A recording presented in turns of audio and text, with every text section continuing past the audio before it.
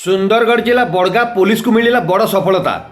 Police सूचना मुताबक चलित मास 24 तारिख विलंबित राति बेरामाल फुटबॉल पड़िया ठारे किसी असामाजिक लोक गैस लाइट लगे जुआ खेलुवा विशेष सूत्र खबर पाई जिला एसपी बड़गा थाना अधिकारी को चढ़ऊ पर निर्देश देवा पर बड़गा थाना अधिकारी एवं किसी सुरक्षा बल पड़िया चारिपटे घेरी जाई अतर्कित चढ़ाऊ कर 8 जन जुआड़ी को काबू करिबारे सफल होइतिले।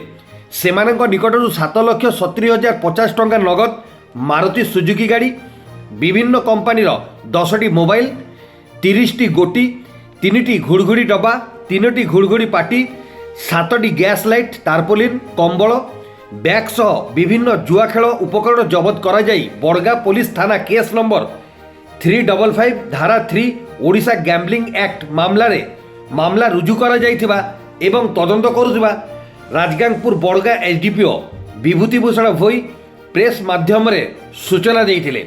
उक्त समस्त जुआड़ी सुंदरगढ़ संबलपुर अंचल बोली जना पड़ी। सुंदरगढ़ जिला राजगांगपुर देवव्रत मित्रंग रिपोर्ट, क्रांति ओडिशा।